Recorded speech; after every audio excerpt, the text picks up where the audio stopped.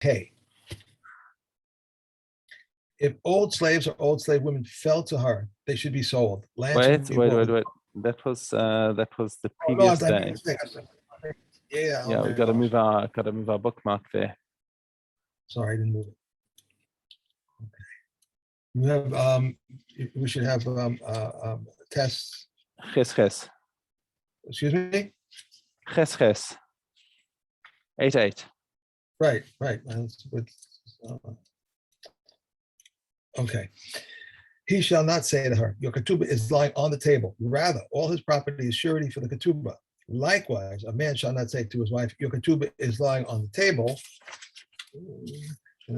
Rather, all his property is surety for her ketubah. If he divorced her, she is entitled only to her ketubah. If he remarried her, she is like all other women. She is entitled only to her ketubah. If one writes to his wife, I have neither right nor claim to your property, he may nevertheless enjoy the uprik during her lifetime. If she dies, he inherits her. If so, why did he write to her, I have neither right nor claim to your property? That, if she sold it or gave it away, the act is valid. If he wrote to her, I have neither right nor claim to your property or its uprik, then he does not enjoy the uprik during her lifetime. But if she dies, he inherits her. Rabbi Yehuda says he may always enjoy the usrik of the produce unless he writes to her, I have neither right nor claim to your property or its produce or the uprik of its produce forever. If he wrote to her, I have neither right nor claim to your property or its produce or the uprik of its produce during your lifetime and after your death, he does not enjoy the usrik during her lifetime, and if she dies, he does not inherit her. Rabbi Shimon ben Gamil says if he dies, he inherits her, because he stipulated on what it is written and what is written in the Torah, and whoever stipulates on what is written in the Torah, his stipulation is void. Right, because laws of inheritance are a Torah law, so you can't say that I will not inherit. It doesn't work. It's like saying I won't say Shema today. That doesn't work. Right. If someone died and left a wife, a creditor, and heirs, and he had a deposit or loan in the possession of others, Rabbi Tarfon says they shall be given to the weakest among them. Rabbi Akiva says no clemency is shown in judgment, shall be given to the heirs, for they all require an oath, whereas the heirs do not require an oath. Okay. If one hold on, no, that's my turn. Sorry? Right. So I'm just looking at the koshel shebehen. So the Gemara has a discussion about what does it mean the koshel shebehen, the weakest of the claimants. Okay. So there's a discussion in the Gemara about this, which is important to go into because we're going to see the same discussion in today's Mishnah. So I want to just dive into it now, just to make sure we've got it. What does Rabbi Tarfon mean when he says it should be given to the weakest of them? Is this like just a social justice thing, or is there something behind it? Right. So Rabbi Yossi and Rabbi Chanina says it goes to the weakest of sight, which is whoever he has. So Rashi explains. To whoever has got the oldest dated claim, right? Because who's got the latest dated claim?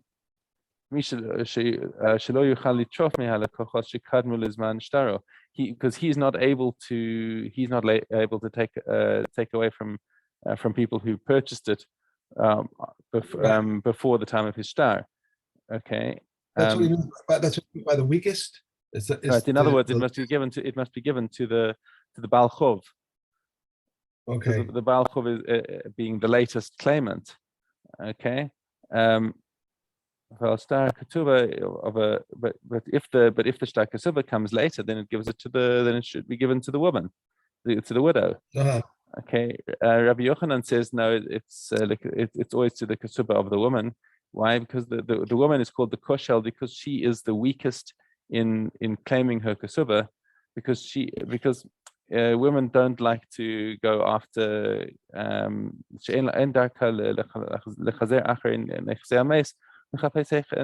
it's not, she doesn't have the wherewithal to go hunting around for what lands are his, what she's got to lean on, and therefore he gives preference to the widow. Okay. Nonetheless, Rabbi Tarfon holds that that money and metaltalin that are left in the that were left behind in the estate, if they're held in possession by other people, since it hasn't yet come into the hands of the Yorshim, the Baal Chov and the Almana can collect them. Okay, and Rabbi Akiva, who is the halacha over here, says that you've got to go according to the halacha of who's got the possession, who's got the rights, the first rights to it. And since the Yorshim are the only ones who can claim what belongs to them without a shavua, therefore it should go to them. Okay, so Mishnah Gimel carries on. What happens if a man dies and he's got produce that's already been harvested? So if he's got lots of claimants on his estate, so whoever goes to pick them up first gets the payros. Okay, and they can offset that against the amount that's owed to them. Where does that fit into what we had? Who goes first? We had the Mishnah that was talking about who goes first, the poor people, and then the next one, and then we went through that, right? You're thinking of payer. Of the we've got the payer and the poor people go through to collect the pay, and once the poor people have gone through twice, then anyone's allowed to take from what's left over because it's just considered abandoned property. Okay.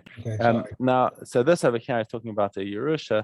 Well, it's not a Yerusha, it's property left over, and you've got three claimants. You've got the orphans, you've got the widow, and you've got the creditors. So now nobody has physically taken possession of the metaltalin yet, which is the Paris. The Paris themselves are metaltalin. So whoever goes in and picks them up first gets to offset them against what's owed to them. If the woman comes and takes more than her kesuba is worth, or Baal Chov yoter al Chov, or the creditor comes and takes more than is owed to him. So he says, "Look, I've got more than I need. What must I do with everything else? Because this isn't mine." Mosar, once again, Rabbi Tarfon Omer, same argument. It should be given to the weaker claimant, says Rabbi Tarfon. Rabbi Akiva Omer ein merachim rodin. He says you can't have compassion in judgment. This is monetary matters. It must be given to the Yorshim. Everyone else needs a shavua to claim that they had not yet been paid back. But the Yorshim, however, do not need a shavua on this, which means basically that nonetheless, it's not that we are negating the claims of the woman or the creditor from the Yorshim. It's just that the Yorshim are considered, they are the ones in possession, and now the Baal Chov and the Almana have to come and sue in court to get their portion, and they'll have to take a shavua to say what portion of the estate is theirs. Okay. Okay, so if a man appoints his wife as a shopkeeper, or shemina patropa, or he set her up as an administratrix, he set her up to look after his monetary dealings. Right? So she's a woman who's competent at running a shop or good with finances, but now he has a concern at some point that she's been putting some money away on the side, embezzling or whatever. So lawyer fair, husband not trusting his wife like that, but he is allowed to make her take an oath at any point that he wants to make sure that she hasn't been embezzling things. Rabbi Eliezer Omer, afilu al pilka al isasa. So Rabbi Eliezer says, furthermore, even on her pilka is her that's her weaving, and on her kneading or her dough. So the regular things that most women worked in at the time of the Mishnah was the weaving and the making of the bread, to be sure that they've been honest in all of those things. So the machlokes between the Tanna Kama and Rabbi Eliezer is about whether it's only for a woman who's specifically put in charge of finances, or if it's just or as Rabbi Eliezer says, anything that she normally works in, he's entitled to make her swear. And the Tanna Kama says you can't have a relationship where on the basics a woman feels like her husband doesn't trust her, so he doesn't permit the husband to make a shvur happen just stam. And the halacha follows the Tanna Kama. Okay, Mishna, hey.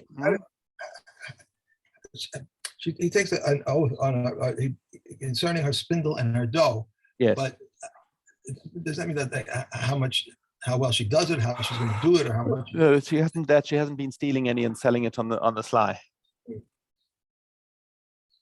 Okay. All right. Okay.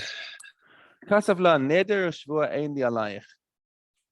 So if the man writes in the Kesubah, or he writes some sort of star that he says that he is waiving his right to make her take a neder or shvua for any of these purposes above. Okay, so eno yachol hashbia, then he has waived. Then that is effective. He has waived his right to make her take the shvua.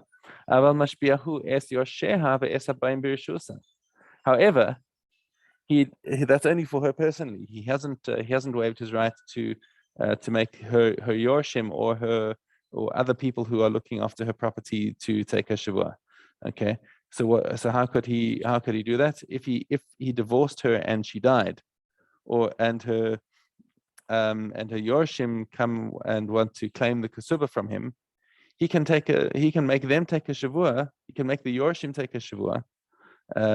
That their mother did not ever give us any command, any let me see, hakatani ima b'shas mitatza v'lo amra lanu kodim lachen shelo matzanu bein shtarasea sheshtar kesubas parua. He can make them take a shavua that their mother never told them that the kesubah was had already been paid out. Okay, so and the Habayim B'Rishusa. So what does if she sold her kesubah? Now, there was some speculator who decided that he was going to take a bet that the wife would be divorced or widowed rather than she predeceasing her husband. So therefore, he bought her the value of a kesubah on spec, and if somebody had bought that, then he and she was divorced, and then she died, and now the person who purchased the kesubah comes and says, "Look, I need the money of the kesubah." So the husband can make the purchaser also take a shavua. Same as the previous Tanai, that the woman never told him that her kesubah had been partially paid out. Okay. Neder ushvua eini alayich ve'al yorshayich ve'al habayim b'rishusich. Now, let's say the shtar was a little more explicit and said that I have no rights of shvua or neder on you or on your heirs or on people who purchase your property, i.e. your kesubah. Eni yachol lashbia. So again, he's not allowed. It's effective. He can't make her swear. Lo hi v'lo yorsheha v'lo es habayim b'rishusa, and not the purchasers, not a yorshim. Aval yorshav mashbiin osa. But his yorshim have the right to make her swear. So he's waived his rights, but he couldn't waive his rights on.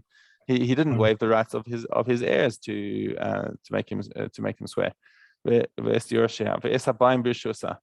they have the right to make any of his wife or her yorshim or her purchasers swear. So now let's take this star a little further. I don't have and not my yorshim.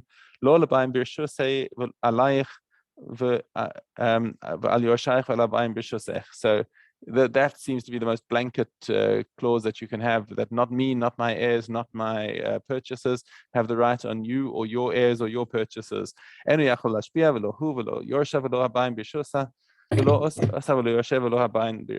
that's the most blanket clause if he wants to exclude the possibility of a shvua on this marriage. Okay, I'd can with the new Mishnayos. Okay. Vav Dalet. If she agreed to bring him money, the silver seller becomes 6 dinners. The groom takes upon himself 10 dinners with a basket per 100, and Rabbi Shimon ben Gamliel says everything follows the local custom. If one marries off his daughter without specifying, he should not give her less than 50 zuz. If he agreed to take her in unprovided, the husband cannot say, when I take her into my house, I will clothe her with my clothing. Rather, he must clothe her while she is still in her father's house. Likewise, if one marries off an orphan, he may not give her less than 50 zuz. And if there is sufficient in the coffer, they provide her according to the honor due her. An orphan who was married off by her mother or her brothers with her consent, and they assign to her in writing 100 or 50 zuz, when she becomes of age, she can exact from their hand what should originally be given her. Rabbi Yehuda says if he married off the first daughter, the second one shall be given in the manner that he gave the first one. The sages, however, say sometimes a man is poor and he becomes rich, or rich and becomes poor. Rather, they appraise the property and give her. Okay.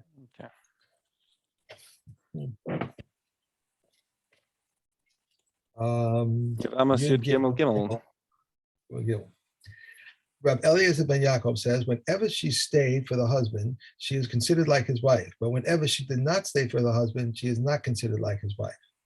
If a girl refuses her husband, he is permitted to marry her relatives. She is permitted to marry his relatives, but she is not disqualified from the priesthood if he gave her a bill of divorce. No, that's a new sentence. You're right, from the priesthood. If he gave her a bill of divorce, he is prohibited from marrying her relatives. She is prohibited from marrying his relatives, and she is disqualified from the priesthood. Now, what does this mean? If a girl refuses her husband, he is permitted to marry her relatives. I thought they couldn't marry. I thought they couldn't marry. He no, couldn't marry her this relatives. This is talking about a case of Mion, of the minor girl who was given in a marriage to Rabbanan by her. Right. So the Mion it retroactively cancels the marriage. It never was, which is why we have the chiddush that he's allowed to marry her relatives. Okay. If he divorced her and remarried her, and then she refused him and married another, and was widowed or divorced, she may remarry him. If she refused him and he remarried her, and then he divorced her, and she married another and was widowed or divorced, she may not remarry him. This is the rule. In a case of divorce after refusal, she is forbidden to remarry him. In the case of refusal after divorce, she is permitted to marry him. If a girl refuses a husband and is then married to another who divorces her, then to another whom she refuses, then to another who divorces her, then to another whom she refuses, she is forbidden to return to anyone from whom she was divorced, but is permitted to return to anyone whom she refused. If a man divorces his wife, and that's then enough. That's 3, yeah.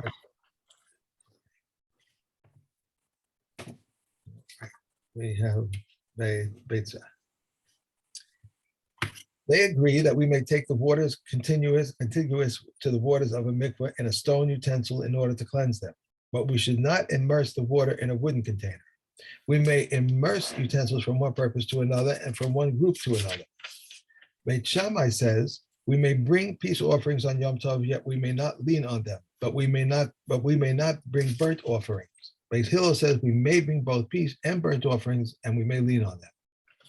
Beit Shammai says a person may not warm up hot water for his feet unless it is fit for drinking, but Beit Hillel permits it.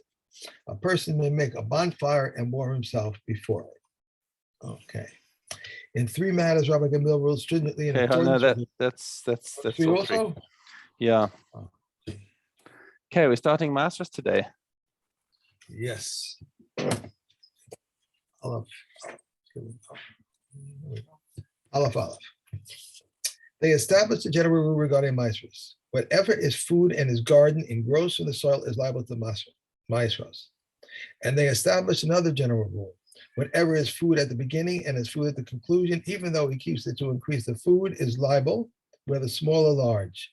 But whatever is not food at the beginning, but is food at the conclusion, is not liable until it becomes food. When do fruits become liable to maishros? Figs when they reach the bochal stage, grapes and wild grapes at the incipient maturity, sumac and mulberries when they become red, and all the red fruits when they become red.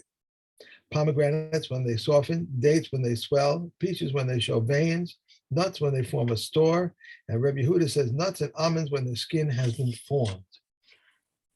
Carobs when they form dark spots, and all that are black when they form dark spots. Pears, pippins, quinces, and crab apples when they become smooth, and all that are white when they become smooth. Fenugreek when it is liable to grow, grain and olives when they have reached a third. I can. Did you ever taste a mulberry? I never tasted mulberry. When I grew up, I had a mulberry tree in my garden.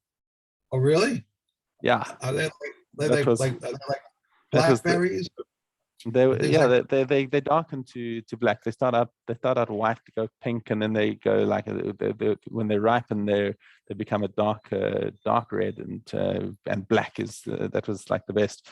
It was a constant battle between us and the birds, and the birds loved them. The birds loved them, and they went straight through.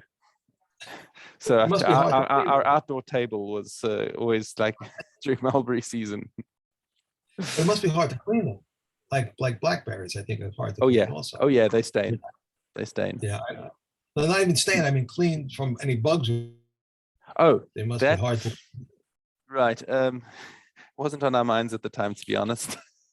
But I don't think I've ever seen a mulberry. I don't think I've ever seen it. There's a mulberry tree on the corner of Dolev and Yarden.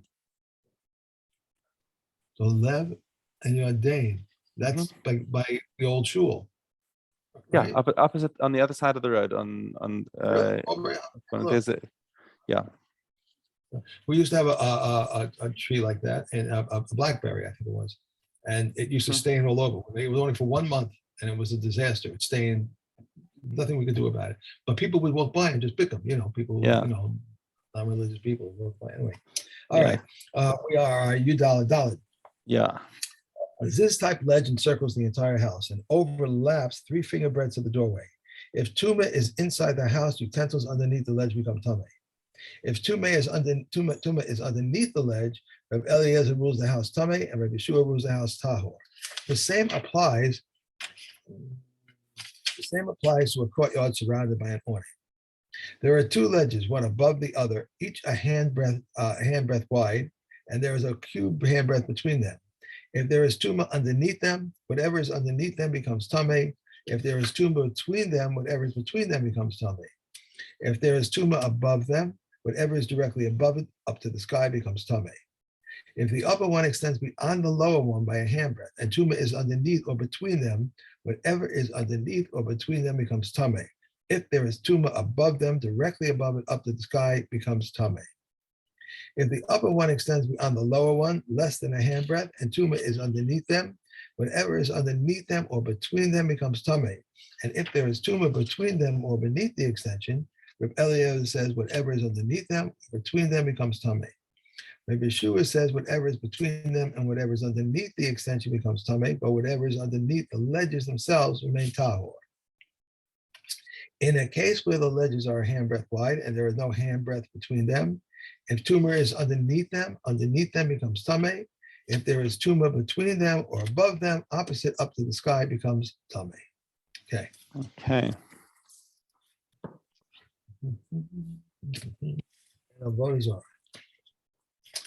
Okay, dollar base. If one found on top of the coins or a garment or utensils, these are permitted. This is on top of a makilis Avodah. All right. If he found vines of grapes or wreaths of grain stalks, they are prohibited, and wines or oils, flowers, they are prohibited. But anything that likes of which are brought on the temple altar, they are prohibited. If he had an idol, if an idol had a garden or bath, one may benefit them without consideration, but one may not benefit from them for consideration. And if it belonged to it and to others, one may benefit from them with or without consideration. The idol of a Gentile becomes prohibited immediately, but that of a Jew does not become prohibited until it is worshipped. A Gentile can nullify his idol and that of his fellow Gentile, but a Jew cannot nullify a Gentile's idol. If one nullifies an idol, he has nullified his accessories. If he nullified his accessories are permitted, but it remains prohibited. Ad can. Fun. Okay. You going back to sleep? I'm going to gym. Oh, Jim. Oh my gosh. Oh.